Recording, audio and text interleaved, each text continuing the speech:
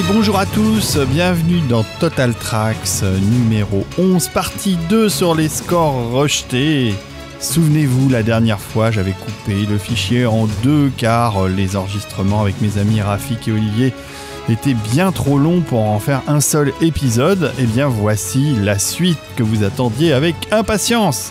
On retrouve donc Olivier et Rafik et moi-même derrière les micros de Total Tracks pour parler de quoi déjà ? Ah oui, c'est vrai, des scores rejetés. Mais là, on va arriver à un morceau important d'un combat qui nous est très cher avec Rafik, celui de défendre la musique de Jerry Goldsmith, et franchement, c'est pas dur, contre les synthétiseurs et à Mon fils, ma bataille. C'est... non, ça, là, par contre, non, quand même... Non, c'est pas jamais sans ma fille. C'est quand même...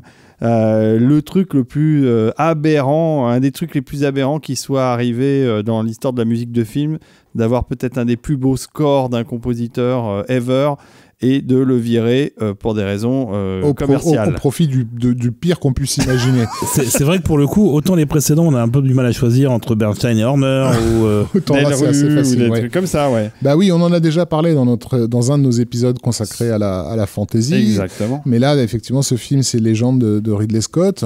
Donc Ridley Scott qui bien sûr s'est fait connaître avec Alien, avec sa musique de Jerry Goldsmith. On vous en a parlé tout à l'heure.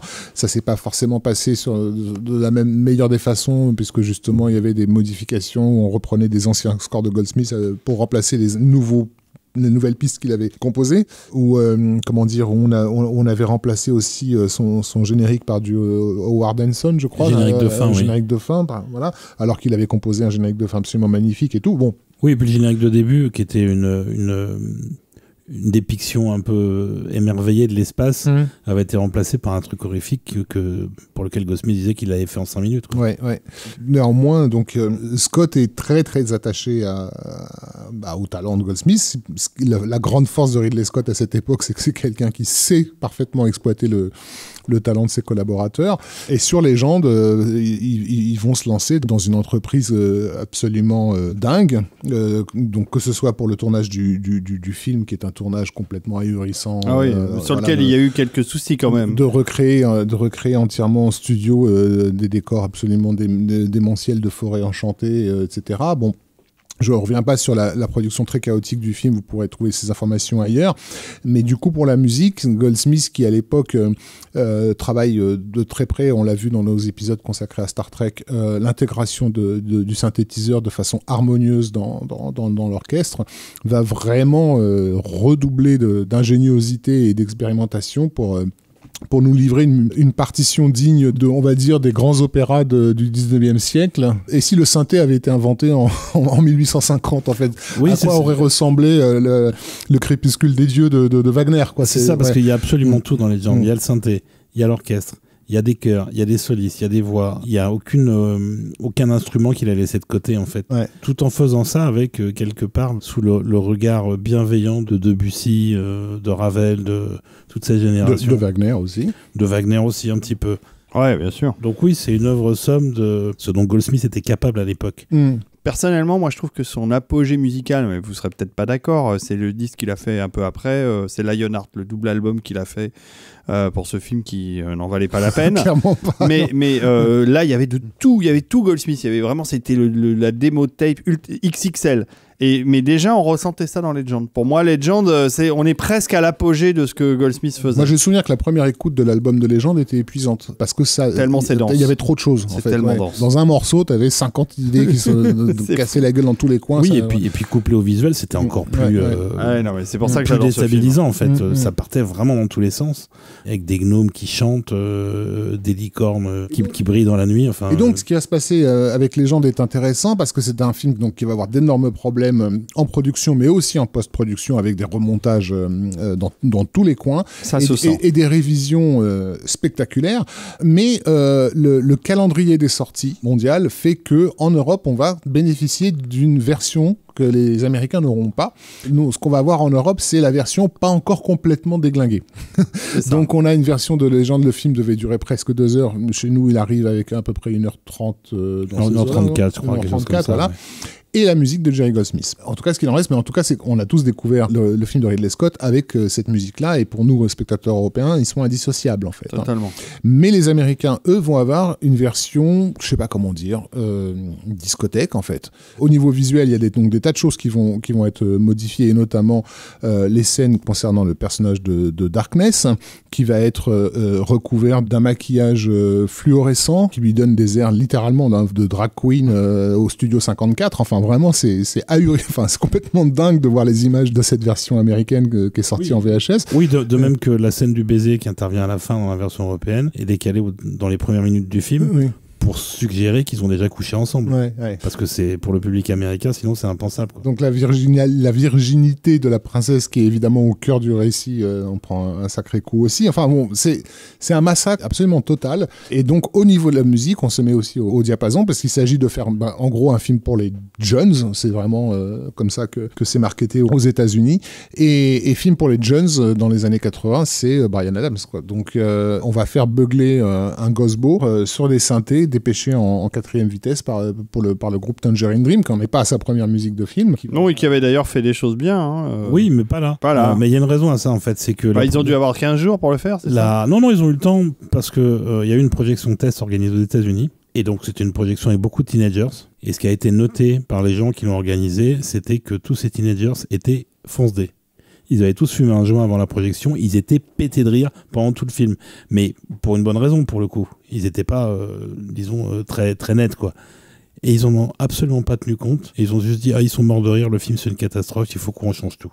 C'est ça qui a mené à la version, l'ultime version catastrophique. Sachant que déjà en Europe, le film ayant subi déjà plusieurs remontages, plusieurs coupes, la musique avait aussi été coupée, déplacée. Il y a des morceaux qui reviennent 5 fois dans le film. Des petits bouts. Il y a du Psychose 2 aussi sur la scène de la cuisine parce que Goldsmith n'avait pas mis en musique la séquence au départ, qu'ils l'ont remonté, qu'il fallait du score, ils ont pris Psychose 2 parce qu'il n'avait plus le temps. Enfin, c'est n'importe quoi. Il était prévu qu'il y ait des chansons dans le film, des scènes un petit peu entre guillemets comédie musicale qui ont complètement disparu. Et de toute façon, la version qu'on a en Europe, elle est ne serait-ce qu'incompréhensible en termes de narration, puisqu'on ne sait pratiquement jamais où sont les personnages, qu'est-ce qu'ils sont en train de faire et quel est le but. C'est un vrai massacre de la version européenne. Je veux pas non plus faire croire ce qui n'est pas là, mais ayant découvert la version américaine des années plus tard, je ne pouvais pas imaginer qu'on puisse aller à ce point-là dans l'antithèse. On dirait une parodie du Saturday Night Live. Enfin, c'est du délire, la version américaine. Bon, après, on peut pas vraiment blâmer Tangerine Dream, d'une part parce qu'ils ont simplement fait ce qu'ils faisaient à chaque film sur lesquels ils étaient embauchés, puisqu'ils avaient un credo, ils avaient une ligne directrice, et ils n'en déviaient jamais.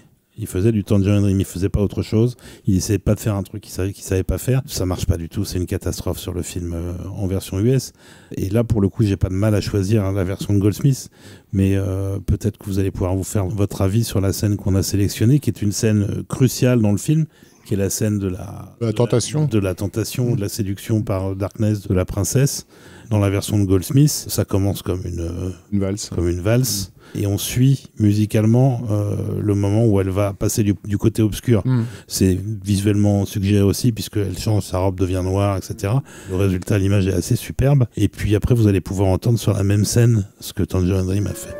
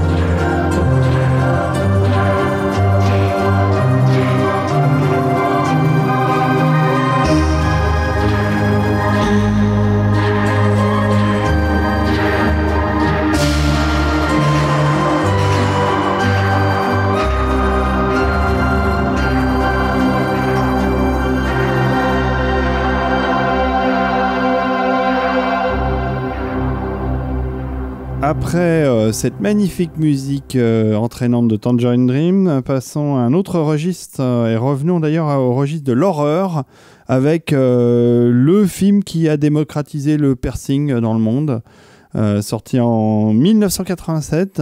D'ailleurs, je crois que depuis, tu t'es fait quelques piercings, Olivier. Et on ne dira pas, non, on dira pas où. C'est Hellraiser. Hellraiser qui donc a eu une musique rejetée, je ne le savais pas. Moi non plus, c'est Olivier qui nous a appris ça. Alors explique-toi, voilà. Olivier, vas-y. En fait, c'est un duo, j'ai plus leur nom, mais c'est un duo d'expérimentation industrielle des débuts du synthétiseur, etc., qui étaient des amis de Clive Barker. D'accord. Donc il allait chez eux, déjà il a écrit une partie du scénario. Déjà, quand j'entends ami de Clive Barker, j'imagine une soirée. Ouais. Je fais, ok, d'accord. Oui, et d'ailleurs tout le piercing qui se retrouve dans le film. Des amis très proches, under the skin même on peut dire. En fait, il allait chez eux pour leur piquer toute leur revue de piercing. D'accord. Donc ils inspiraient de ça pour le film. Leur crotte bouchée, tout ça, ils s'échangeaient des trucs. C'est ça. Donc c'est du 100% synthé évidemment. Et le fait est que le film est jamais sorti. Synthé midi. En fait, mais à cause des initiales, c'est ça qui intéressait Clive Barker. Il y a du niveau chez Total Tracks, moi je vous dis. Hein.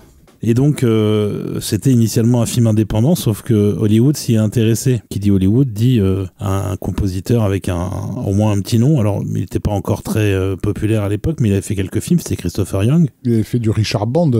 Il avait fait du Richard Band sur quelques trucs un peu moisis, ouais. Sauf qu'il s'est avéré qu'il était tout à fait compétent pour faire Hellraiser, qu'il a écrit un thème absolument magnifique, que toute la noirceur et la séduction qui sont au cœur du film est parfaitement restituée dans la musique. Bah, au risque de ne pas se faire des amis, oui, moi s'il y a bien quelque chose à retenir des films Hellraiser, c'est clairement ce thème absolument magistral. Je trouve les films absolument regardables désormais. J'ai essayé de revoir que les deux premiers, mais c'est cheapos quand même. Pardon si vous êtes fan, mais par contre j'aime la musique de Christopher Young.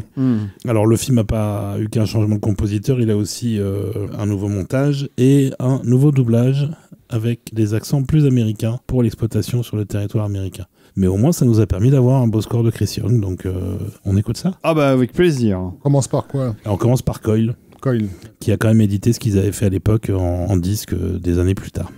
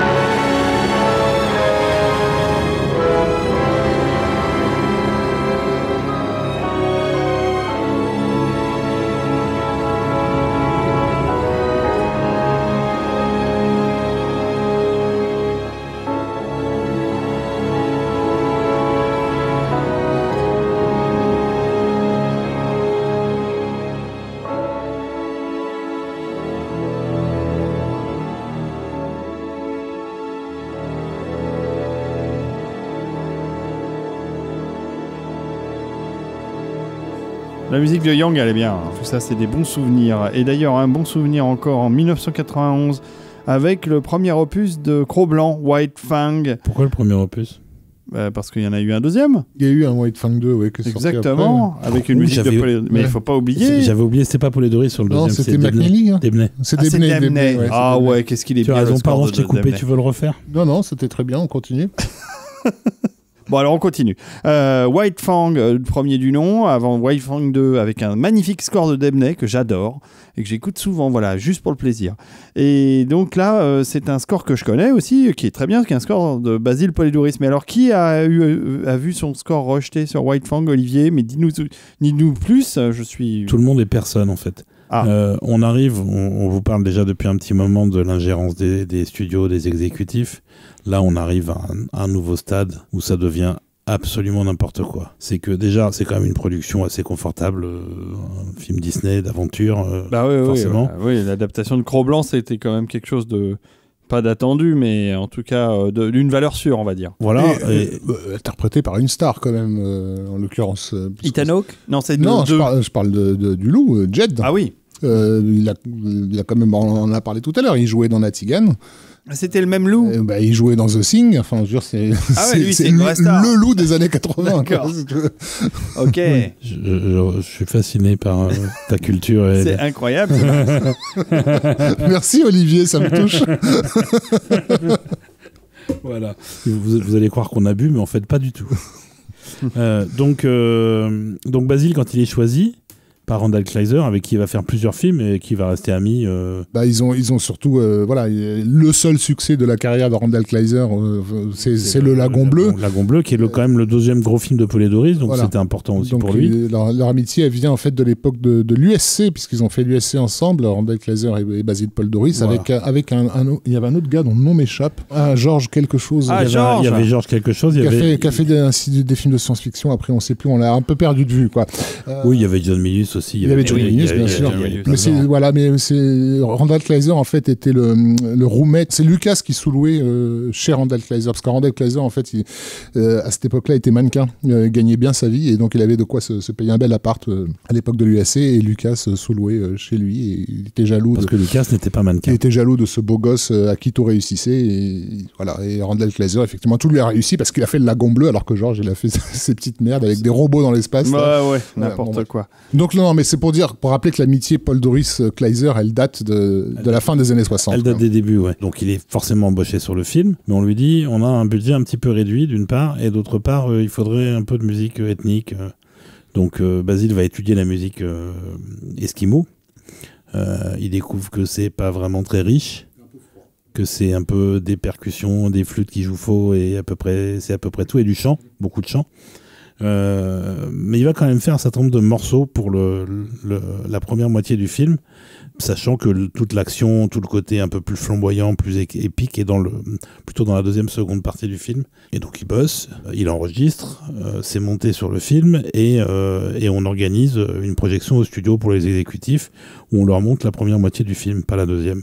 Donc ils se disent c'est quoi ce score tout retenu, tout discret, tout pas du tout épique, tout ça parce qu'ils n'avaient pas vu la partie épique qui avait déjà été composée. Du coup ils appellent Zimmer pour qui remplace Polidori. Le copain. En partie ou en intégralité, ils ne savaient pas trop encore. Zimmer qui lui-même n'a pas trop le temps se fait aider par plusieurs autres personnes dont Fiacre Trench et Shirley Walker, qui va être crédité pour un morceau. Qui sont des gens de qualité quand même. Enfin, Shirley Walker, super compositrice. Ouais, et Zimmer fait ça vite fait. À un moment en plus, il est malade. Mais j'ai une question. Parce que Paul Doris est passé à côté d'une des grandes chances de sa carrière l'année précédente, comme il n'a pas pu faire Danse avec les loups. Est-ce qu'il en reste quelque chose dans ce qu'il avait fait pour White Fang ? A priori, non. J'en sais rien. Je pense pas qu'il en est arrivé au stade où il avait envisagé les trucs pour Danse avec les loups, puisqu'il a jamais bossé sur le film. Ok. Et donc au final, Basil va quand même rester dans le film. C'est juste qu'ils avaient, et c'est lui qui le racontait comme ça, il disait qu'ils avaient un talent pour gaspiller énormément d'argent, puisqu'il y a quand même eu des sessions d'enregistrement qui arrivaient parfois en même temps, pour lui et pour Zimmer. Au final, il y a 80% à peu près de Polidori dans le film, et 20% de Zimmer. et 0,2% de Charlie Walker. Enfin, c'est juste une espèce de patchwork un peu ridicule, alors que Basil avait fait tout à fait ce qu'il fallait pour le film, et que Zimmer, pour le coup, était en plein dans sa période synthétique années 90, où malgré la présence d'un orchestre, c'est pas ce qu'on retient de la musique. Donc ce qu'on va écouter là, c'est d'abord le générique de Polydorus, et ensuite le générique tel qu'il a été pensé par Zimmer, mais qui au final n'a pas été utilisé. D'accord. Donc il n'y a rien de totalement rejeté dans ce qu'on C'est va ça. entendre. En fait, c'est une des particularités de Cro-Blanc, c'est qu'il n'y a pas vraiment de score rejeté, il y a une espèce de mélange de plusieurs compositeurs. Oui, mais ça annonce tout ce que sera la décennie qui suivra, pour arriver, je crois, au climax qui est Miss Congeniality 2, qui n'est déjà en soi, en tant que film, n'est pas vraiment de référence, mais qui va avoir un compositeur, 2 compositeurs, 3 compositeurs, de la musique additionnelle par d'autres compositeurs, et qui au final sera mis en musique par la musique temporaire. Super. Mais en attendant cette aberration qu'on n'écoutera pas, allons courir à poil dans la neige. Oui, c'est ça, avec White Fang.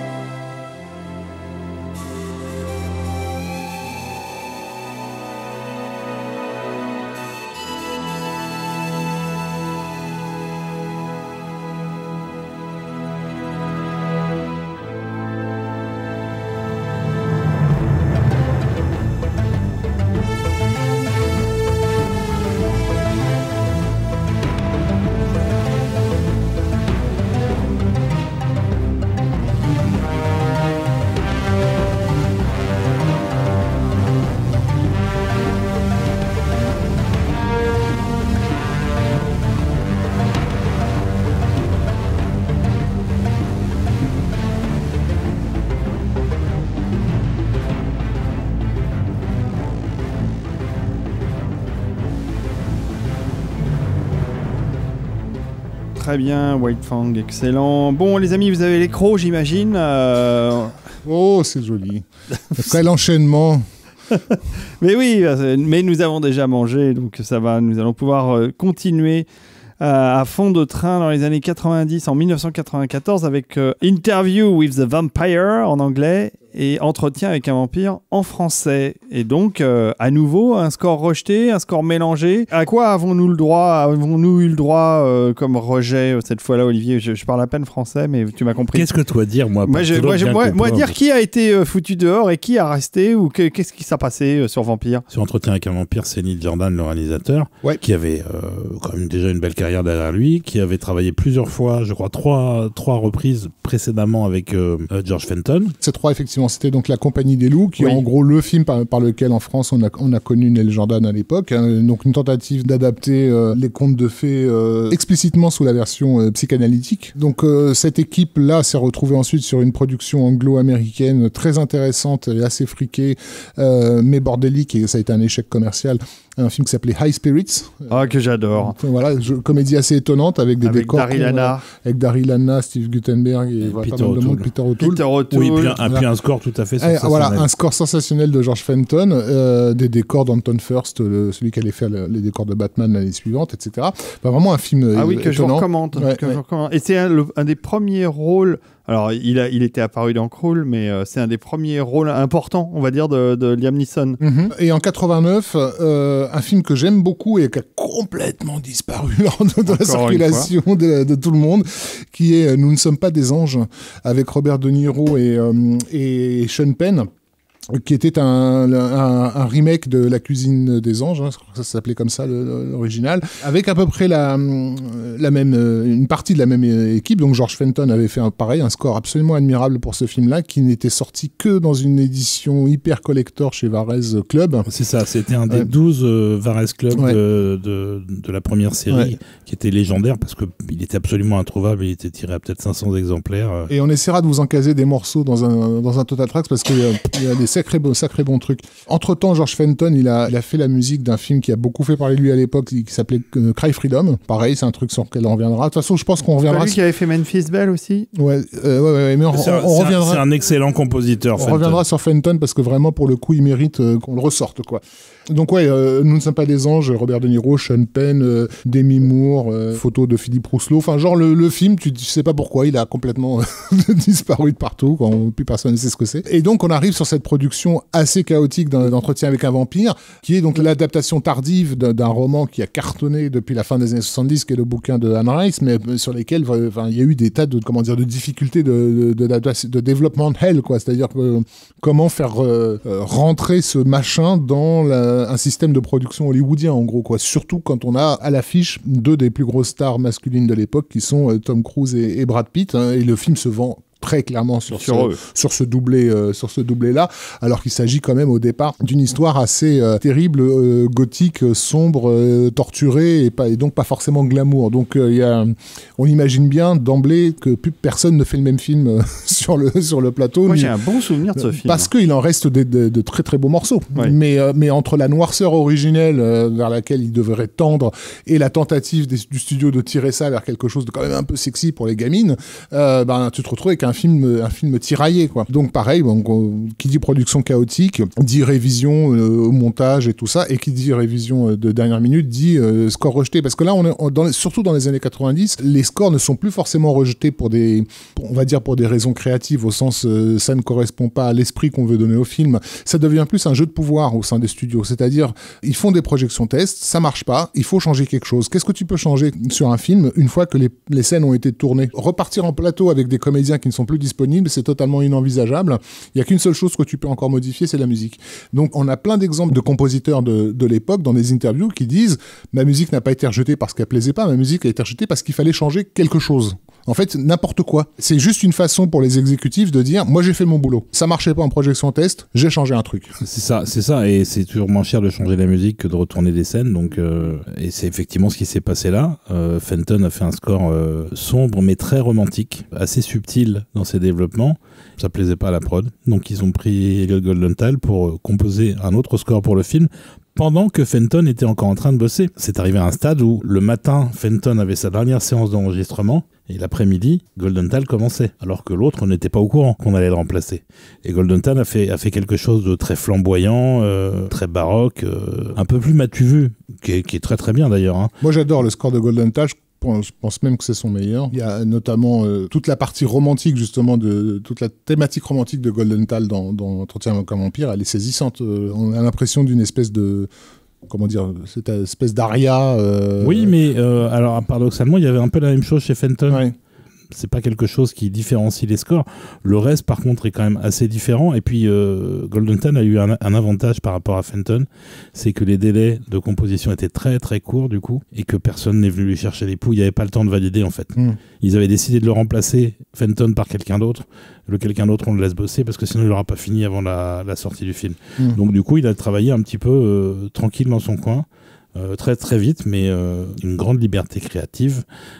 Et donc, le résultat fait que il est bien le score de Goldenthal. Ah, il est magnifique. Mais il est bien le score de Fenton. Mais je n'en doute pas, tu vas nous faire découvrir ça tout de suite. Mais effectivement, Goldenthal est d'autant plus cher, je dirais, que finalement, c'est un élève de John Corigliano qui a finalement assez peu composé pour le cinéma. Et à travers les partitions de Goldenthal, on peut voir ce qu'un Corigliano aurait pu faire aussi s'il avait plus bossé sur les films. Et c'était vraiment, ça a été un apport important à la musique de film des années 90. Les sonorités que Goldenthal a contribué à faire rentrer, que ce soit sur des films comme Alien 3 ou donc Entretien avec un vampire, ça renouvelait un petit peu la façon de mettre en musique l'horreur gothique au cinéma. Quoi. Oui, puis c'était une musique qui n'avait pas peur qu'on l'entende. C'est une des raisons pour lesquelles on n'entend plus Goldenthal maintenant. Il est toujours vivant. Bon, il a eu aussi des problèmes personnels qui ont fait qu'il composait plus tellement pour le cinéma, mais je pense que de toute façon, il n'y a plus de place pour ce genre de musique aujourd'hui. Ouais, clairement, il a eu son heure de gloire à ce moment-là, et après, sur la fin des années 90, et on l'a beaucoup entendu à cette époque. Pareil pour un Graham Revell, hein, qu'on a beaucoup entendu dans les années 90, même début 2000, et puis d'un seul coup, pouf. Oui, il a décidé d'arrêter, lui. Ouais. Mais aussi, peut-être son style était plus adapté à l'époque. Enfin, en tout cas, on va écouter donc d'abord le score de George Fenton sur Entretien avec un vampire, puis celui de Elliot Goldenthal.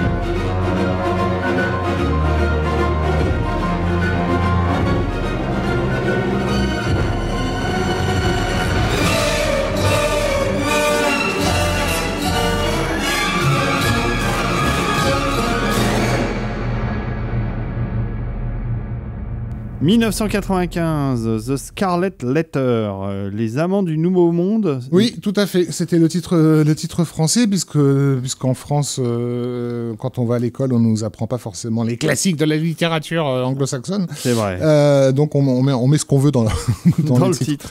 Donc The Scarlet Letter, c'est le bouquin que tous les pauvres élèves américains ont été obligés de se taper. C'est l'histoire de cette femme soupçonnée d'être une femme adultère et à qui on met sur le front un A qui la désigne comme telle. Bref, et donc c'est ça, le Scarlet Letter, c'est cette lettre rouge qui va condamner cette pauvre femme. Bref. Du calme, Rafik, du calme. Je sens que l'histoire te touche profondément. Mais... C'est terrible. Hein. Et donc, au milieu des années 90, je pense que la génération actuelle a totalement oublié cette page d'histoire du cinéma, et c'est tant mieux.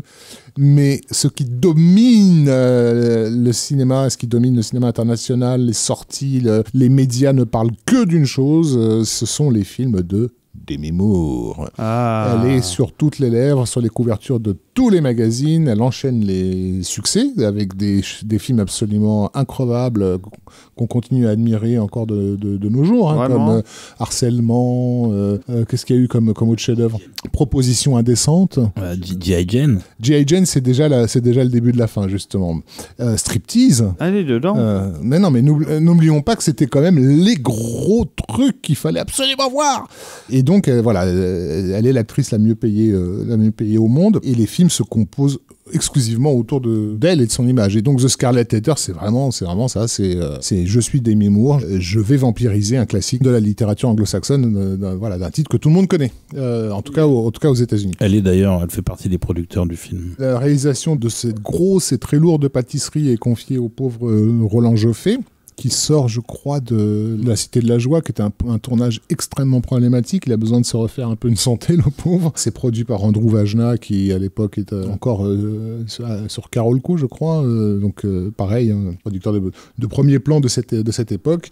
Et on va lui mettre dans les bras le beau Gary Oldman. On sera secondé par Robert Duval. Enfin, voilà, c'est une production de luxe, quoi. Encore une fois, c'est le truc que tu mets en couverture du studio du mois de juin ou juillet, quoi, si tu veux. Et qui dit grosse production, dit beaucoup de thunes, dit, encore une fois, on ne sait pas trop ce qu'on fait. C'est-à-dire qu'on va s'apercevoir en cours de route, en cours de production, qu'ils sont quand même en train d'adapter un vieux classique chiant sur lequel, en fait, les publics américains n'ont aucun bon souvenir rattaché à ça, parce qu'ils ont tous été obligés d'étudier ce bouquin à l'école et qu'ils veulent tout faire pour éviter d'en entendre parler à nouveau. Donc il s'agit de redonner un souffle, on va dire, un peu sexy à un projet qui, en fait, ne l'est pas du tout.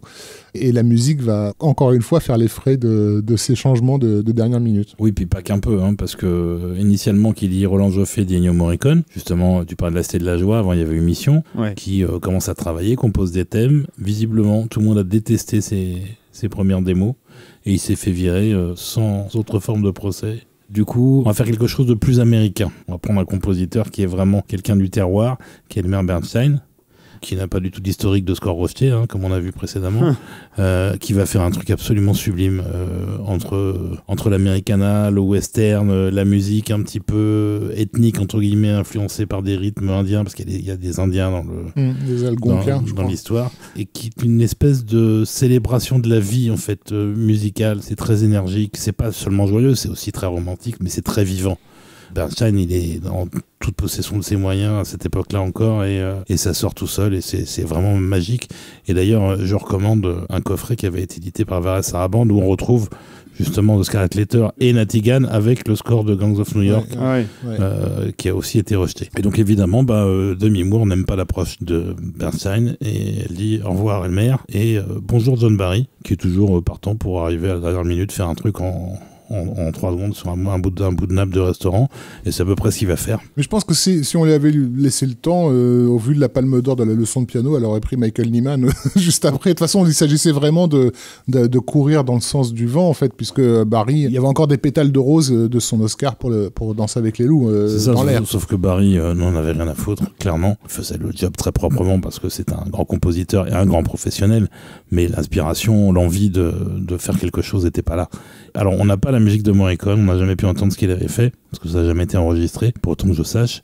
Par Par contre, on peut comparer Bernstein et Barry, et clairement, l'approche littéralement flamboyante du premier prend largement le dessus sur le côté un peu plus pépère et terne du second, qui, de toute façon, tout au long des années 90, a montré que le feu sacré n'était plus là, en fait. Donc, si je comprends bien ce que vous me racontez, là, c'est un cas où on a 2 scores rejetés. D'abord Morricone. Des scores rejetés de grands compositeurs. Oui. C'est quand même la grande classe. Bernstein, et ça finit par Barry, qui aurait pu être rejeté s'ils avaient peut-être eu un peu plus de temps c'est très possible. Pour demander encore à quelqu'un d'autre. C'est pour ça que je parlais de Michael Nyman. Moi, ça m'aurait pas surpris. D'accord. Bon, on va écouter ça. Ça a l'air très intéressant. Donc, d'abord Bernstein et ensuite Barry.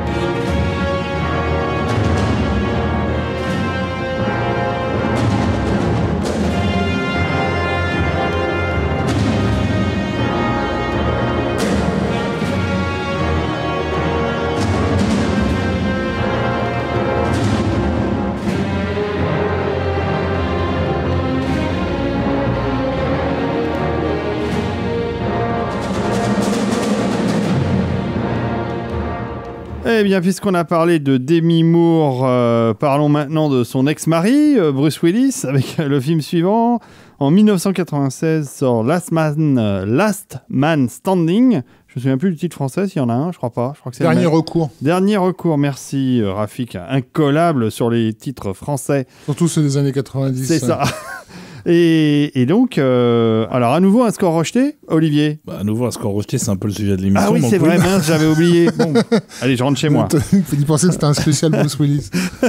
On fatigue, ça fait 3 heures qu'on est là, on fatigue. Un score rejeté, vous allez être surpris d'entendre le nom du compositeur.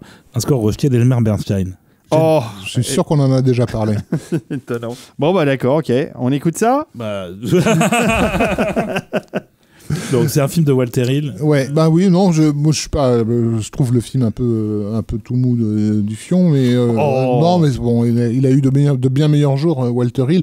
Mais le truc, voilà, c'est que Walter Hill, c'est un cinéphile, c'est un mec qui a toujours eu envie de se frotter à des genres avec lesquels il a grandi. On sait qu'il a fait plein de proto-westerns. Déjà, il a fait des vrais westerns, mais aussi des proto-westerns. Et avec Last Man Standing, c'est sa façon à lui de rendre hommage au film noir avec lequel il a pu grandir, et ces silhouettes iconiques de mecs en par-dessus et chapeau.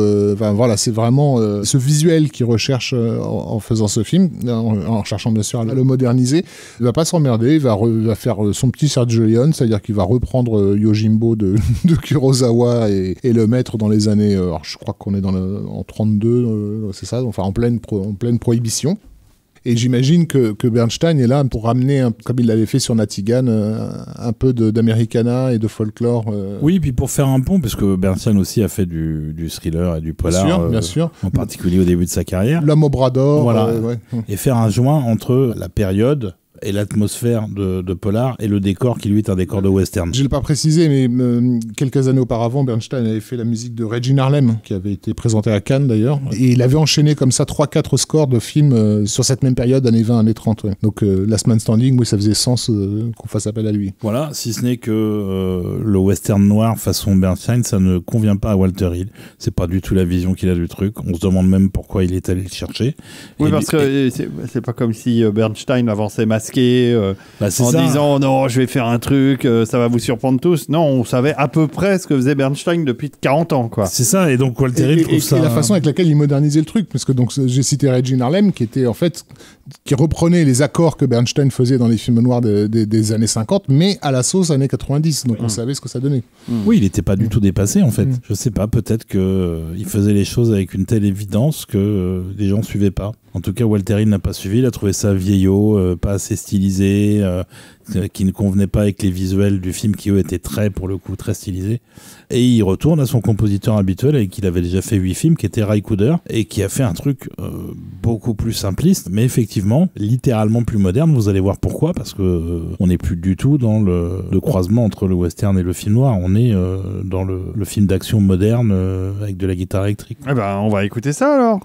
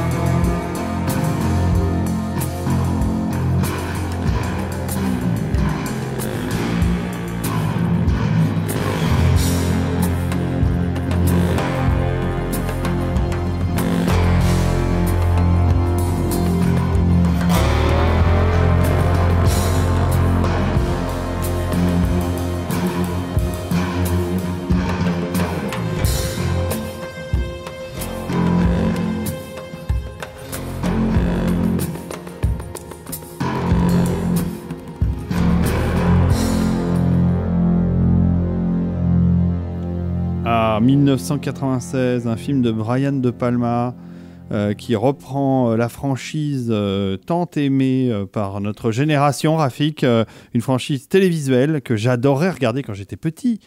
Mission Impossible avec ce thème justement, extraordinaire de Lalo Schifrin. Mission Impossible, c'est le moment où Tom Cruise décide d'utiliser son immense stardom patiemment construit depuis le milieu des années 80, parce qu'il a quand même enchaîné un paxon de succès, ou en tout cas de films de premier plan, pour devenir son propre producteur, associé avec Laura Wagner. Donc ils vont fonder leur boîte Cruise Wagner. Et Mission Impossible, c'est la vitrine de leur duo, quoi. C'est vraiment le projet qui doit absolument l'installer comme la star d'action indépassable. Donc c'est vraiment conçu entièrement autour de l'image de Tom Cruise, ce qui est un peu paradoxal pour une franchise qui est au départ une franchise chorale, puisque donc le principe de Mission Impossible, c'est que c'est un travail d'équipe, et que tout le propre du film va être de dézinguer cette équipe dès les 20 premières minutes et d'orienter le film autour de Cruise qui recompose une deuxième équipe. Le choix de Brian De Palma est particulièrement intelligent de toute façon. J'ai toujours supposé que Tom Cruise était quelqu'un qui avait une réelle sensibilité de cinéaste, parce qu'on ne fait pas une carrière comme la sienne en bossant avec les meilleurs sans avoir compris quelque chose au métier de réalisateur. Il a systématiquement eu tendance à choisir des gens qui surprenaient la critique, pour en fait prouver qu'il avait eu raison de les choisir. Tu vas pas choisir un Brad Bird qui ne fait que des dessins animés pour faire un film et laisser les gens découvrir que le film que Brad Bird a fait est bien meilleur que ce qu'aurait fait un autre réalisateur a priori qualifié. C'est le cas avec Brian De Palma, qui à l'époque est déjà vu par la critique américaine et Hollywood comme un mec fini. Je crois qu'il sort de Raising Cain, il me semble, juste avant. Donc vraiment oui, ça c'était 93, je crois. Un sous-aide fini, quoi. Enfin bon, il est vraiment mal en point, le père Brian. Son dernier chef-d'œuvre, qui est l'impasse Carlitos Way, n'a pas du tout marché comme il aurait dû. Enfin bon, il est pas bien, quoi. Il a besoin de se refaire. Et en gros, Mission Impossible, pour lui, il a fait ça dans les années 80, lorsqu'il a été, après plusieurs échecs, il a accepté de faire Les Incorruptibles. Donc qui était déjà une adaptation d'une série télé à succès, et qui a prouvé qui pouvait justement relancer toute sa carrière en faisant ça. Donc il accepte le projet, le deal, de transformer en fait cette série télé chorale en une forme de néo James Bond d'une certaine façon. Les Missions Impossibles sont, pour ceux qui connaissent pas la série d'origine, que c'est une série qui met en scène une équipe d'espions qui est censée infiltrer différents endroits en prenant des déguisements, se faisant passer pour ce qu'ils sont pas, etc. Mais le titre est assez explicite, hein. Ils sont censés réaliser des missions complètement infaisables. Voilà. Et c'est en fait le principe du film de cambriolage, le film de heist, en Exactement. fait. Et tout tourne autour de comment on prépare le plan et comment on l'exécute. Donc en fait, le film, pour ça, va respecter cette idée de heist. Je ne sais pas, pour le coup, et ça peut-être qu'Olivier a des informations là-dessus, comment le premier compositeur a été choisi. Par qui? On ne sait pas non plus. Parce que De Palma n'avait jamais travaillé avec lui. C'est ça, en fait. C'est Alan Silvestri qui se retrouve sur ce projet. Qui n'est pas un petit jeune de la première heure, il a déjà pas mal d'expérience. Mais c'est un film Paramount. Alors moi, je suppose que du fait que ce soit un film Paramount, il y a aussi l'idée que, parce que un des derniers gros succès Paramount à l'époque, c'est Forrest Gump, donc qui a été un carton absolument délirant. Donc je pense que Silvestri est en bon terme avec le studio, en gros, par rapport à ça. Même si l'année précédente, il a eu des films qui n'ont pas marché. Je pense notamment à ce qui devait être un énorme film et qui a été un échec commercial incompréhensible, qui était Mort au vif, The Quick and the Dead, avec Sharon Stone, western de Sam Raimi, western magnifique. Et aussi gros bid avec Judge Dredd, qui devait être le véhicule pour Sylvester Stallone, et pareil, qui s'est planté. Film de science-fiction magnifique, tu as oublié de le préciser. N'est-ce pas? Mais je pense que c'est les liens avec Paramount qui ont dû lui valoir de se retrouver dans la liste, parce que les studios, les majors ont généralement fonctionnent par liste, hein, sur ces projets-là. Tu as une liste de 10 personnes à appeler et tu descends dans la liste, quoi. Enfin, en tout cas, c'est Silvestri qui est choisi, avec l'obligation, parce qu'il y a eu des négociations, de pouvoir utiliser le thème de Lalo Schifrin. Il est impératif que le spectateur puisse raccorder via ce thème-là. Qui est un thème génial en plus. C'est ce que fait Silvestri d'ailleurs, tout en écrivant un nouveau thème pour le personnage d'Ethan Hunt de Tom Cruise, qu'on n'entend pas au début du film, qui est suggéré de manière plus ou moins subtile sur la durée du métrage, et qui n'est vraiment exploité en totalité qu'à la fin, dans la scène du train, qui est justement celle qu'on va écouter. Et la communication entre Silvestri et De Palma ne se passe pas vraiment de manière idyllique, c'est-à-dire que une fois l'enregistrement commencé, au bout de 5 jours de session d'enregistrement, De Palma pète un câble en disant que Silvestri n'a pas du tout tenu compte de ses remarques sur les différentes maquettes qu'il avait entendues. Et il trouve la musique tout le temps too much, tout le temps excessive. Et il finit par le dégager, en fait. Et à ce moment-là, Nicole Kidman, qui était encore avec Tom Cruise, venait de terminer To Die For. Je ne sais plus comment ça s'appelait en France. Prêt à tout. Merci. Monsieur titre français. Elle venait de terminer le film avec Elfman qui lui avait vraiment pondu un score assez original et assez sensationnel. Et donc elle le recommande à Cruise et Elfman est embauché sur le film et compose tout le score qui dure 75 minutes je crois en 5 jours. C'est du délire.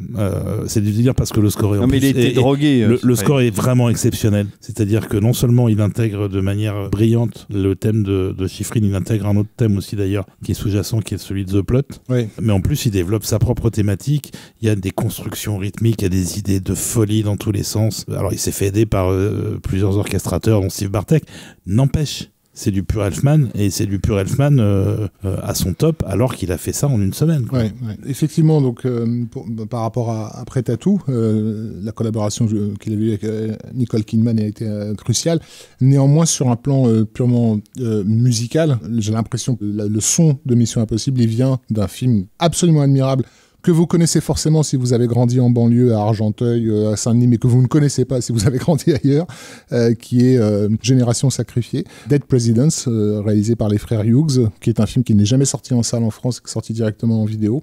Pourquoi je sais toujours ce que tu vas dire ? Mais parce que tu as écouté la musique comme moi, et tu sais que Daniel Elfman a fait pour ce film un score qui, au moment, à l'époque, était totalement nouveau, à la fois au cinéma et dans la carrière d'Elfman. Et il a utilisé pour ça un certain nombre d'instruments australiens, des trucs qu'on n'entendait jamais, avec laquelle il a développé, comme tu le dis, toute une rythmique étonnante. Donc le score de Dead Presidents, moi je le prends presque comme la maquette de Mission Impossible, et je serais pas étonné qu'il ait tellement bossé sur ce score de Dead Presidents qu'en fait ça lui a justement permis de livrer en assez peu de temps, très peu de temps même, ce score de Mission Impossible qui est vraiment dans la continuité. Oui, et d'ailleurs je pense que de toute façon, quand tu as 5 jours pour faire un film et un score de cette longueur-là, tu es obligé de l'épuiser dans ce que tu as fait avant. Mais arriver à faire en sorte que ça ne se voit pas, c'est déjà un tour de force. Et que ça serve le film. Et que ça serve le film. Et en plus de ça, tout ce qui est prise de son et mixage, c'est absolument magique sur ce qu'ils ont fait sur le film. Donc vraiment, c'est ce qu'on appelle un milestone dans la musique de films d'action des années 90. Voilà, j'ai rien à ajouter. Donc on va écouter la séquence de l'Eurostar. Oui, alors qui n'est pas l'Eurostar dans le film, puisque il n'avait pas eu le droit de l'utiliser, je crois. C'est ça. Et donc ils ont maquillé un TGV plus classique en version Eurostar.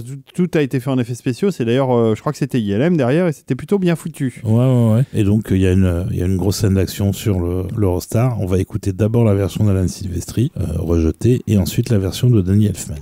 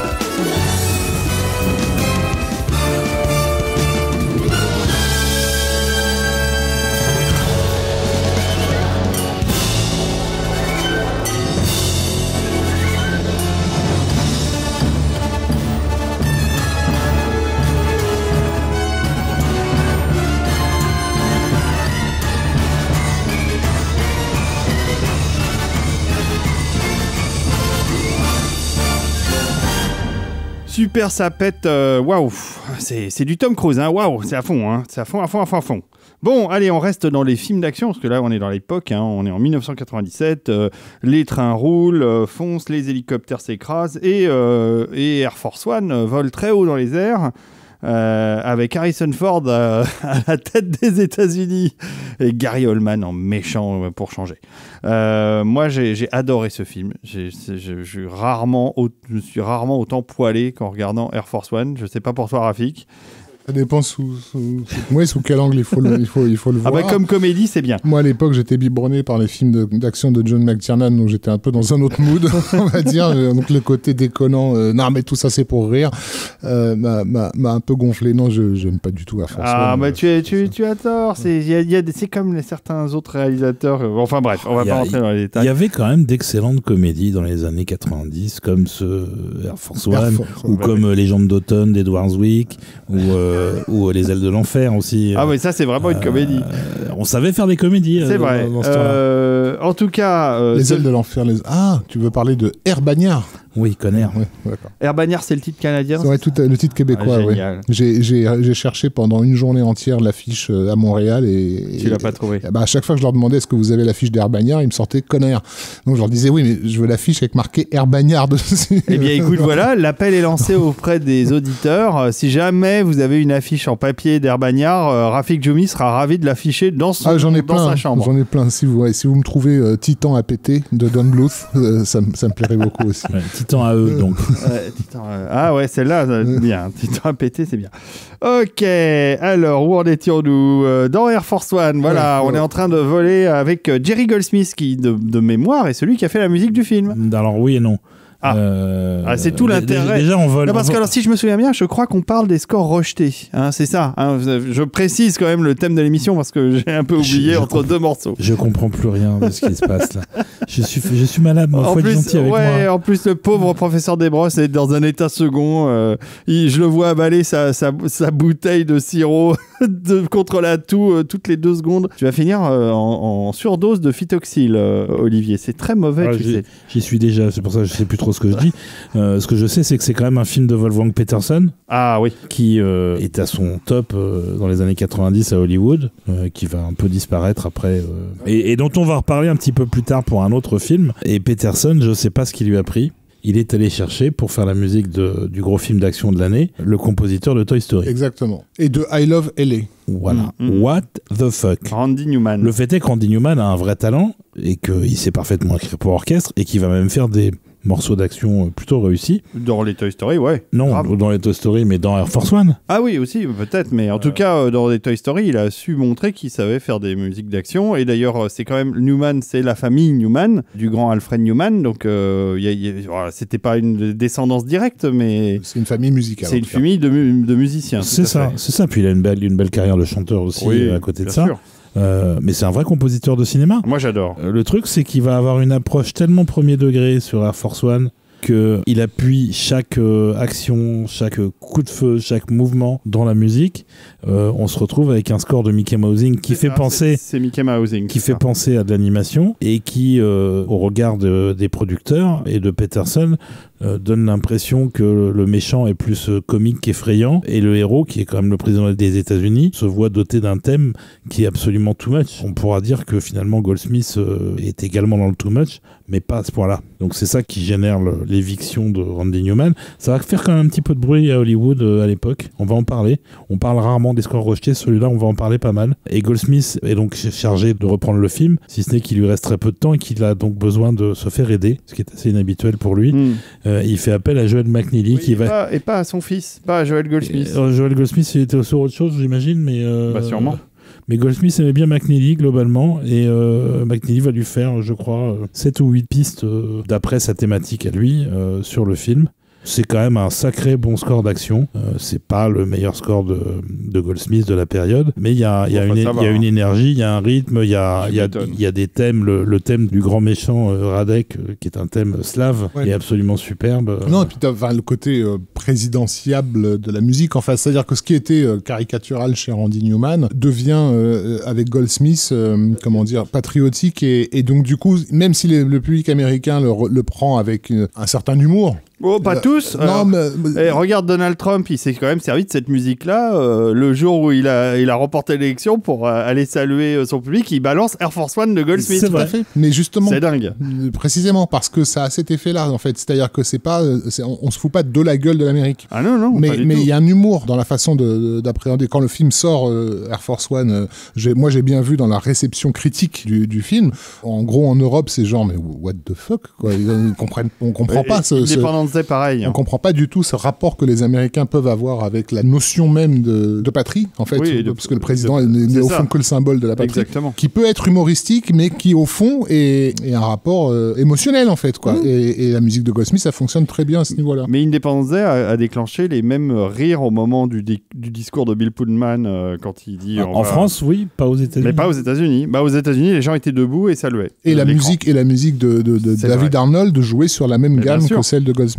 Mais dans le cas d'Air Force One, c'est un peu moche pour Randy Newman parce que finalement, on lui a reproché d'être cynique alors que c'était juste du premier degré et qu'à côté de ça, Goldsmith trouvait le film absolument ridicule et n'a pas hésité à être très très borderline, mais il savait faire passer les choses. Ça n'empêchait pas de le jouer à chaque concert. Ouais, c'est bien sûr, c'était trop populaire. Donc voilà, on va écouter une section de hijacking, la prise d'otage, d'abord par Randy Newman et ensuite par Jerry Goldsmith. Alors par Jerry Goldsmith ou Joel McNeely? Non, Jerry Goldsmith. D'accord.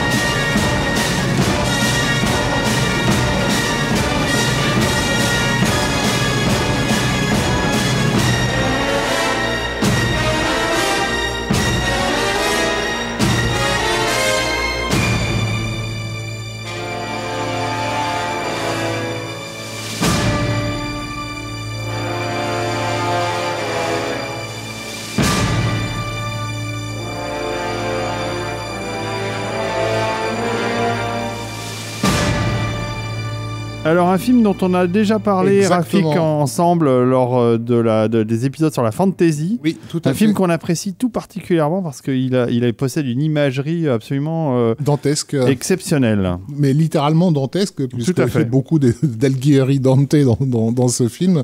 Ce film, c'est Au-delà de nos rêves. Oh, quel beau titre français. Dont le titre original est... Arrête de faire des... Je ne sais pas, et aujourd'hui je fais plein de bruit, excusez-moi. On a l'impression d'être sur Fox News, là. Oh merde. Je prendrais pas ça pour un compliment. Dans le titre américain est What Dreams May Come, ce que deviendront pourraient devenir nos rêves, ouais, tout à fait. Donc qui est l'histoire de cet homme dont la femme peintre s'est suicidée et qui cherche à retrouver son âme et s'est réfugié dans un monde d'images, en fait, dans un monde de peinture dans lequel il va plonger à la recherche de sa femme. C'est bien résumé. Ah, c'est très bien résumé. En gros, voilà. On va dire que c'est suffisant comme résumé. Donc un film avec Robin Williams, Annabelle Sciorra, réalisé par un réalisateur et scénariste complètement allumé qui est Vincent Ward, à qui on devait déjà Flight of the Navigator.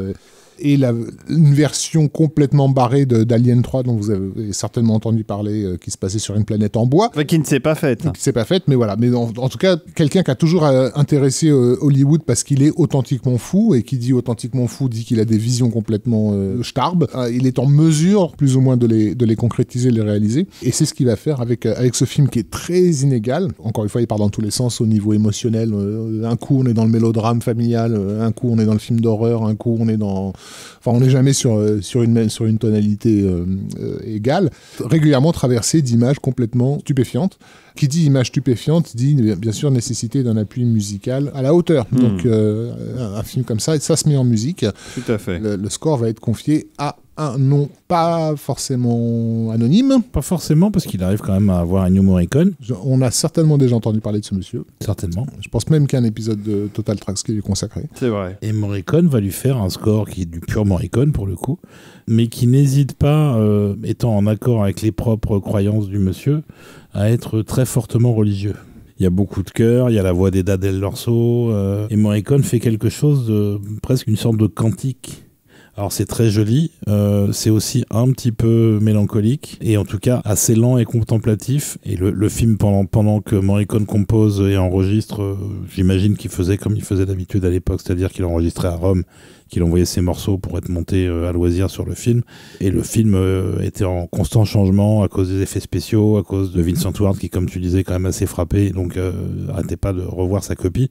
Le score, au final, une fois monté sur le film, semble too much, trop appuyé et vraiment trop catholique. En même temps, les mecs, vous êtes allés chercher le compositeur de mission. C'est ça. Et en plus, Morricone est très affecté. Il dira plus tard que ça lui a fait beaucoup de peine et qu'il surtout il regrette qu'on lui ait pas donné une chance de revoir sa copie. Ce qui est un truc qu'il ne faisait que très peu. Et donc il devait être motivé par le film quand même pour proposer de le faire. Climax émotionnel du film, qui visuellement est assez dingue, se passe dans une cathédrale inversée, puisque donc la dépression de la femme du héros a fait qu'elle s'est réfugiée dans une cabane en bois miteux, et cette cabane en bois elle est logée dans l'arche d'une cathédrale à l'envers, en fait. Donc, en gros, dans le creux de ce qui devrait être la pointe de la cathédrale. Donc, reprocher au compositeur de mission d'avoir fait une musique trop religieuse pour une scène qui se passe dans une cathédrale, c'est quand même... Effectivement, le too much, il n'est pas forcément là où on croit, quoi, si tu veux. Bref. Clairement. Et donc, Michael Kamen est embauché un peu à l'arrache, travaille très vite, et livre un score beaucoup plus vivant, entre guillemets, beaucoup plus coloré et beaucoup moins religieux pour le coup, qui marche aussi tout à fait sur le film, qui appuie bien sur le côté fantasy du truc.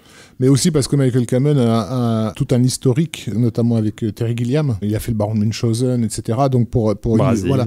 Non, mais je pensais surtout Baron Munchausen pour le côté déluge visuel, en fait. Parce qu'il n'y en a pas dans Brasil, d'accord. C'est-à-dire que Brasil fait un peu moins référence à toute une peinture Peinture non, mais de la fantaisie, oui, puisque tu as carrément le samouraï et le mec en armure qui vole. Oui, mais c'est sombre, c'est très sombre, Brasil. Dans Au-delà de nos rêves, on n'a pas beaucoup de 1984, si tu veux. On est plus dans un visuel à la Baron de Munchausen. Mais tout à fait.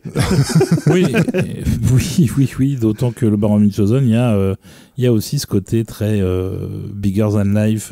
Too much, oui, un peu pâtisserie qui dégouline de tous les côtés. Voilà. Non, le score de Michael Kamen, il fonctionne tout à fait sur le film, mais c'est vrai que ça aurait été curieux, encore une fois, d'avoir le compositeur de mission là-dessus.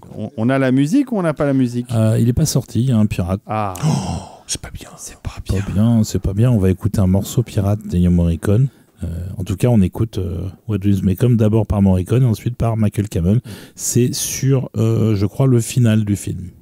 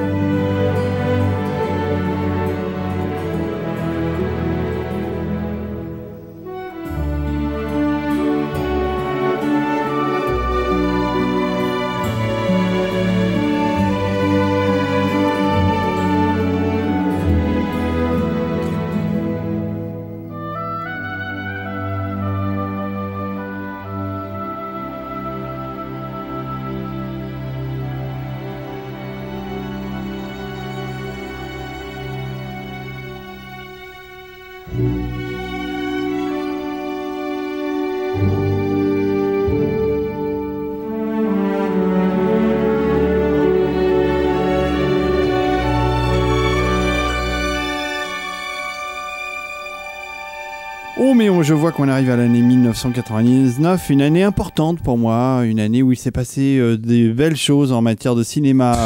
Tu allais nous parler de ton dépucelage, excuse-moi. Mais 99 c'était fait déjà depuis longtemps, mon pauvre Rafik. Cela dit, mon dépucelage cinématographique en ce qui concerne des films comme ceux des Wachowski par exemple, ça a été cette année-là.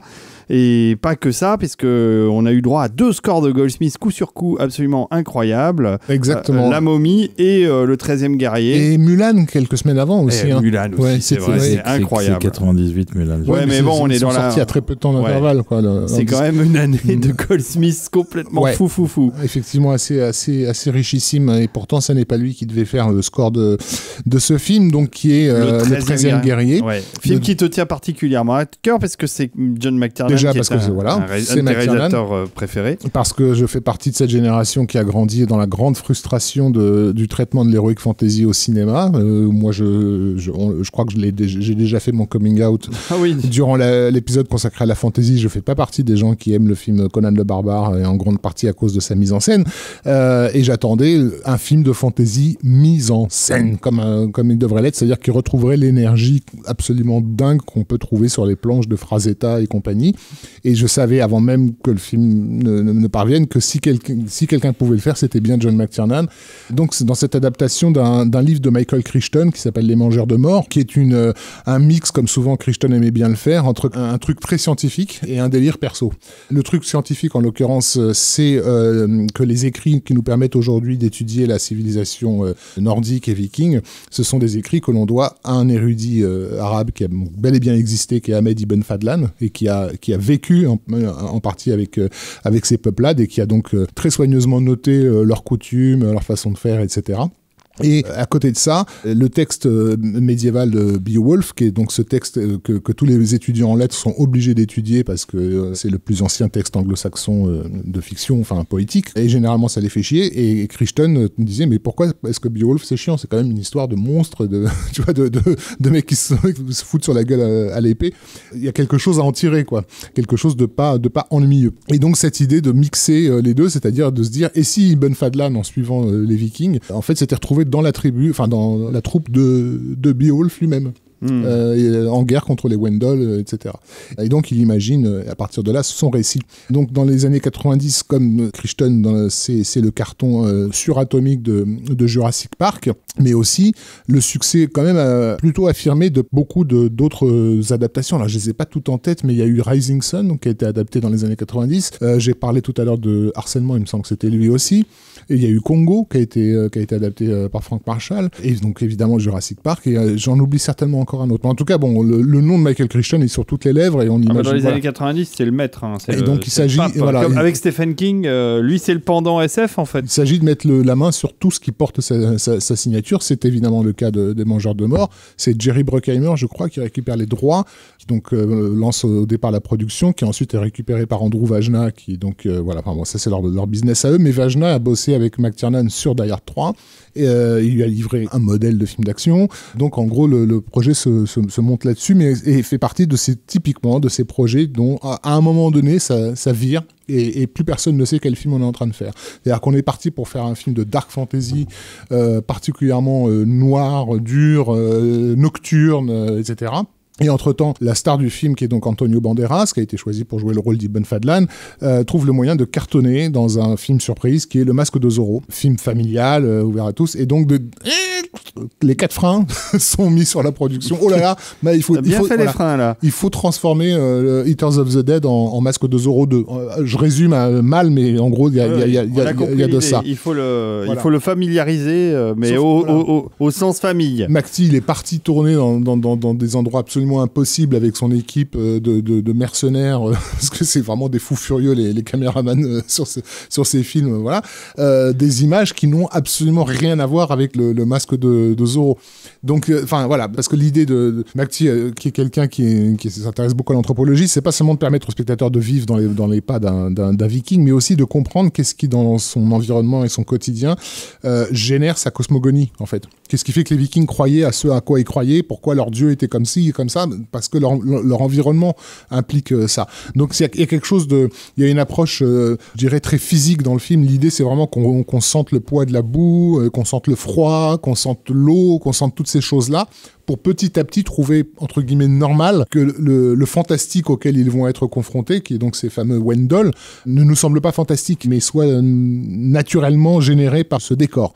On n'est vraiment pas du tout dans le masque de Zorro. Non, pas vraiment. Et Graham Revell, qui est engagé sur le film pour en composer la musique, lui, il est parti dans cette direction anthropologique. C'est-à-dire qu'il est parti pour faire, non pas de la musique viking, mais de la musique de ce qui se passe dans la tête d'un viking, avec ses propres valeurs, quoi, avec sa propre vision du monde. C'est d'ailleurs pour ça qu'ils engagent Revell, parce qu'il est très ethnique. Voilà, à l'époque, il est world music, entre guillemets. Voilà. Il est connu. Et puis ce qui se passe dans la tête d'Ibn Fadlan aussi, puisque c'est un peu le Candide de l'histoire. Tout à fait. Lui, il vient d'une civilisation qui a sa propre structure mentale, et donc du coup qui a sa propre musique, et il assiste en gros à la musique d'une autre civilisation. Donc c'est cette confrontation que Revell va tenter de mettre en scène de façon musicale. Mais donc, une fois que le projet a changé, c'est là où le titre change, parce que donc il faut savoir qu'à l'époque, il y a eu un teaser trailer qui est paru, titré Eaters of the Dead, qui est monté comme un film d'horreur, qui est entièrement basé sur des cris, sur des regards, etc.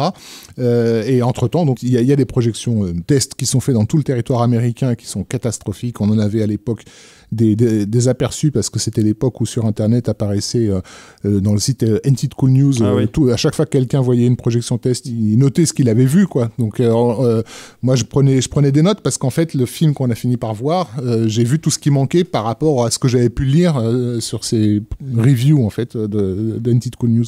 Je sais plus combien de mois il s'est passé entre la fin du tournage et la sortie du film, mais ça a été presque 1 an, je crois. Le film a été ce que les Américains appellent shelved, c'est-à-dire mis sur une étagère pendant quand même un certain temps. Longtemps, hein, ouais. Puisque McTiernan, lui, est carrément parti travailler sur Thomas Crown. Ouais. Et au final, Crichton a repris le projet en main. Exactement. Et ce que dit Graham Revell, c'est que limite, il a même pas écouté ce qu'il avait fait. Le projet, c'était pas d'étudier si la musique était valide ou pas. C'était on fait table rase sur tout ce qu'on peut, on remonte le film pour faire autre chose. Et comme Crichton avait travaillé déjà à plusieurs reprises avec Goldsmith, et de façon glorieuse, avec grand succès, il a naturellement appelé à la rescousse. Et c'est vrai que le score de Revell est très intéressant. Il est très bon. Franchement, il a rien à se reprocher. Mais Goldsmith, lui, il est allé dans le total épique wagnérien, comme il l'a pratiquement jamais fait à ce degré-là. C'est-à-dire que c'est une somme de musique épique, en fait. Mais musique épique hollywoodienne. Hollywoodienne, et en même temps assez tribal, assez primal, puisque on a en face les Wendell qui sont presque des hommes préhistoriques, en fait. Le projet de Crichton, c'était d'imaginer que les Vikings auraient pu être en contact avec les derniers survivants néandertals. Donc les Wendell sont un peu basés sur cette idée-là. Oui, qui sont littéralement des cavemen, hein, ils vivent sous terre. Et donc, on peut apprécier les deux approches. Moi, j'ai toujours rêvé, évidemment, de voir la version uncut de McTiernan, sachant que celle-ci, du coup, devrait faire appel à la musique de Revell. Et par contre, pour moi, le 13e guerrier, c'est Goldsmith, quoi. Et toute cette dimension ultra puissante, elle naît aussi de la musique. Il est très compliqué, très difficile de savoir exactement comment ce film a été remonté ou pas. Enfin, à une époque, il y avait un gars sur Internet qui avait fait un site qui s'appelait Eaters quelque chose. Désolé, je me rappelle plus du titre. Mais un gars qui a passé des semaines à enquêter, à interviewer des figurants qui étaient sur place pour essayer de savoir qu'est-ce qui manquait en fait dans ce film. McTiernan lui-même, en interview, donne des informations extrêmement contradictoires en fait par rapport à tout ce qu'il aurait pu tourner, en disant que le film fini est finalement assez proche de ce qu'il avait fait, etc. Ce qui semble un peu aberrant, mais bon, parce qu'il y a des trous manifestes et très visible dans le projet fini. Il en reste quand même que c'est un film malade, hein, le 13e guerrier, on va pas se le cacher, mais c'est un film malade de l'ordre du chef-d'œuvre. C'est-à-dire c'est un chef-d'œuvre qu'on a massacré, mais ça reste un chef-d'œuvre. Ça reste quand même et ça se voit et ça se revoit avec une aisance. Non, c'est frustrant parce qu'on se dit que si ça s'était bien passé, ça serait un des films majeurs de l'histoire du cinéma, et c'est malheureusement pas le cas à cause de tous ces problèmes. En tout cas, la musique de Revell est vraiment très belle. Moi, je l'ai découvert évidemment après celle de Goldsmith, et j'ai été très surpris parce que Revell n'est pas du tout un compositeur que j'apprécie particulièrement. J'ai rien contre lui, mais enfin, j'ai pas de score majeur en tête. Et probablement, c'est son score que je préfère. C'est son score rejeté. J'adore ce qu'il a fait sur le 13e guerrier. Et donc, voilà. Mais bon, c'est comme ça. Du coup, on va écouter l'ouverture du film. D'abord façon Revel et ensuite façon Goldsmith.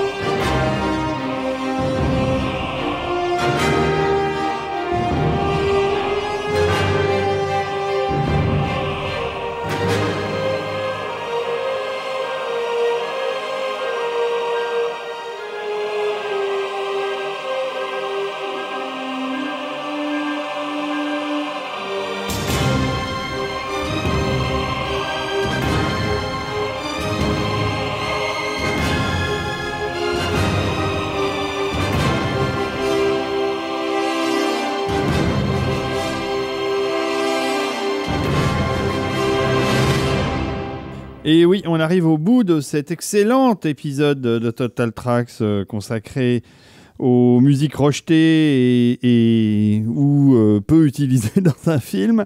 On arrive en 2004 avec à nouveau Wolfgang Petersen à la réalisation. Et pas McTiernan. Je le dis parce que c'est un des... McTiernan n'est pas forcément quelqu'un qui était très intéressé par les projets qu'on lui proposait et par les projets qu'Hollywood proposait en général, mais il a toujours fait savoir que c'était un grand regret. Il aurait adoré adapter ce scénario. Et oui, 2 sur 3, donc.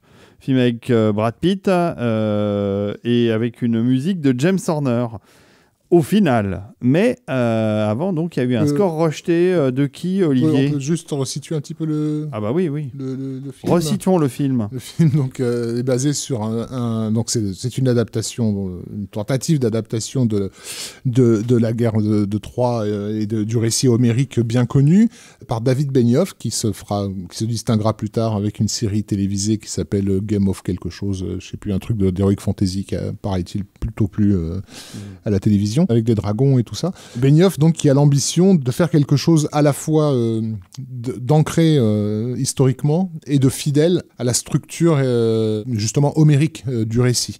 C'est-à-dire à faire en sorte que tout ce qui concerne Dieu, tout ça qu'on trouve dans la version homérique, soit contenu mais en creux, c'est-à-dire sans être explicité dans le film.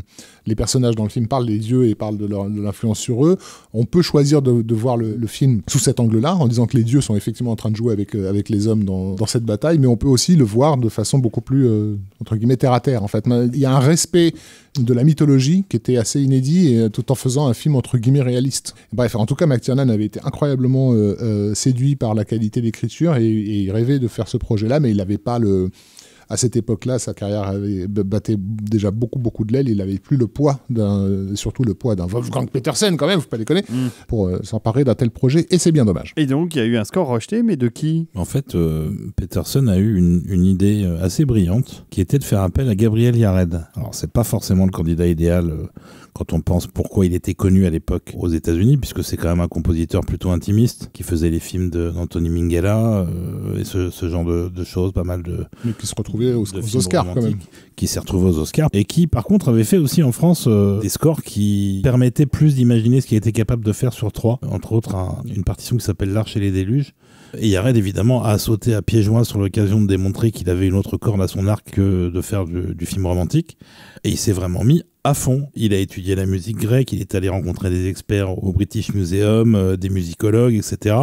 N'y trouvant pas son compte, il est plutôt parti chercher l'inspiration dans la musique bulgare et macédonienne. Il fait des démos très détaillées de ce qu'il a en tête à Petersen, qui est absolument ravi, à la fois de l'approche un peu historique de Yared et des développements thématiques qu'il a prévus. Et puis il compose et il commence à enregistrer à Abbey Road pendant 3 semaines quand même. Donc c'est vraiment un gros score, avec un orchestre, avec des tas d'instruments ethniques et médiévaux, avec un chœur de chanteurs grecs, turcs, bulgares, avec une soliste qui avait aussi chanté sur la Passion du Christ de Debnay. Et le film est à peu près terminé à l'époque, et on fait une projection test avec un mix partiel du score. Pas un mix final, quelque chose d'assez brut où il manque certaines sections de chœur, etc. Et la projection test est une catastrophe. C'est-à-dire que de mémoire de projection test, on n'a jamais vu à ce point-là la musique vilipendée par tout le monde. C'est-à-dire que 100% des gens détestent la musique. C'est mal. C'est mal. Ils font une deuxième projection, c'est la même chose. Les spectateurs trouvent le score trop puissant et trop à l'ancienne, alors que c'est quelque chose, quand on l'écoute, qui est quand même plutôt original. C'est pas un score des années 60. Hein. Mais il y a un côté effectivement ethnique avec il y a littéralement des pleureuses à un moment, parce qu'il y a une scène de funérailles, et, il fait hurler des femmes. Et c'est peut-être un peu trop expérimental pour un public américain de base. Trop grec. Trop grec. Yared est donc viré. Il le vivra très très mal. Il publiera une longue lettre sur son site internet avec une demi-heure de sa musique et se fera de manière forcément attendue taper sur les doigts très fort par le studio parce qu'il a... Sorti de son devoir de réserve. Il a osé ouvrir sa gueule en fait. Sauf que Gabriel, il ouvre toujours sa gueule quand il a un truc à dire. C'est quelqu'un qui ne se laisse pas faire. Donc Warner reprend les choses en main, demande à John Debney, qui a justement eu un grand succès avec La Passion du Christ, mais Debney refuse parce qu'il n'a pas le temps. C'est trop court. C'est des païens. Et en plus, c'est des païens. Et Horner, lui, très intéressé par le sujet, accepte et écrit 2 heures de musique en 9 jours. Oui, enfin, il ressort ses partoches et oui. Il fait copier-coller avec la photocopieuse. Et... Clairement, il va chercher dans d'autres choses qu'il a faites. Il conserve même certaines des orchestrations, en particulier pour les chœurs de Gabriel Yared. Il conserve les chanteurs et la soliste. Enfin, c'est une espèce de joyeux bordel. Enfin, sauf que c'est pas très joyeux finalement. Mais Horner s'en tire bien. Il fait un score tout à fait traditionnel à la Horner, mais qui est plutôt bien pensé. Il y a des jolis développements thématiques. Ouais, le mec, il a 25 ans de carrière, il a eu un Oscar, ça va, il maîtrise. Mais on n'a pas l'originalité de ce que Yared avait en tête en fait. Alors je propose ce titre, comme vous l'avez compris, on n'est pas super fan du score d'Horner pour Troy. Je propose que contrairement à ce qu'on a fait dans l'émission, on démarre d'abord par la version Horner et qu'on conclue ensuite sur ce que Gabriel Yared a fourni, ce qui permettra de terminer l'émission sur une note un peu plus positive musicalement. C'est cela, exactement.